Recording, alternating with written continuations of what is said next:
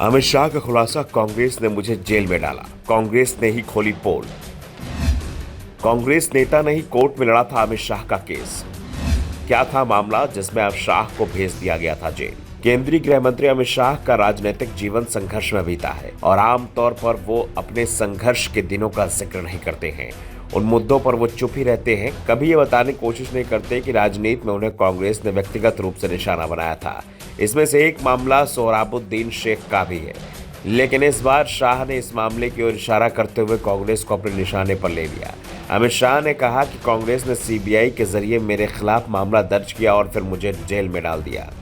कांग्रेस की इस नीति के चलते मैं एक मंत्री से सीधे कैदी बन गया था। कांग्रेस की इस नीति के चलते मैं एक मंत्री से सीधे कैदी बना दिया गया। ऐसे में कांग्रेस के पूर्व महासचिव निरुपम नानावती उनका साथ देने के लिए आगे आए। शाह ने कहा कि हाईकोर्ट के वकील नानावती कांग्रेस पार्टी से जुड़े होने के बावजूद उनके साथ खड़े रहे। दिव्यकांत नानावती की जन्मशती कार्यक्रम में बोलते हुए गृह मंत्री ने उनके बेटे और हाईकोर्ट के वरिष्ठ अधिवक्ता निरुपम नानावती का भी जिक्र किया, जिन्होंने सीबीआई मामले में जेल जाने पर शाह के वकील के रूप में भी काम किया था। शाह ने 2010 की घटना को याद किया जब उन्हें सोहराबुद्दीन शेख मामले में सीबीआई ने गिरफ्तार किया था। शाह ने कहा, कांग्रेस ने मेरे खिलाफ सीबीआई के माध्यम से मामला दर्ज कराया और मुझे जेल में डाल दिया। जाहिर है ये मेरे लिए कठिन समय था। मैं 5 मिनट पहले जेल मंत्री था और 5 मिनट बाद मैं जेल के कैदियों में से एक था। शायद ही किसी का ऐसा हश्र हुआ होगा। ईश्वर ने इस संसार में कभी किसी के साथ ऐसा नहीं किया होगा, लेकिन मेरे साथ ये हुआ था।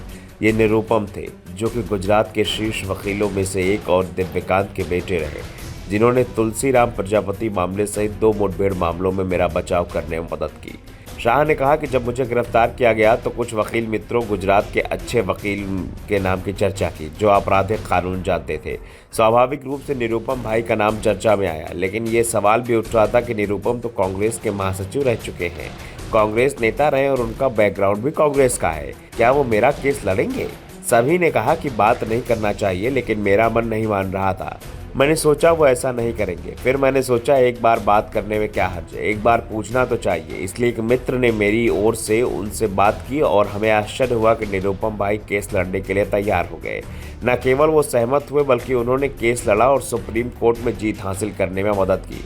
शाह ने कहा कि निरुपम मेरा केस लड़ने के लिए इसलिए तैयार हुए क्योंकि एक कांग्रेसी होने के नाते जानते थे कि मुझे इस मामले में गलत तरीके से फंसाया गया है। शाह ने कहा कि मैं दिल्ली के उस होटल का नाम भूल रहा हूं जहां हम खाना खा रहे थे और मैंने कारण पूछा तो उन्होंने कहा कि मुझे पता है कि कांग्रेस में मेरे दोस्तों ने तुम्हें फंसाया है, यही कारण है कि मैं केस लड़ रहा हूं। जब उनके साथ मंच पर बैठे निरुपम ने देखा, दरअसल शाह जिस मामले की बात कर रहे हैं वो जुलाई 2010 का मामला है, जब गुजरात पुलिस ने सोहराबुद्दीन शेख मुठभेड़ मामले में अमित शाह को सीबीआई ने गिरफ्तार किया था।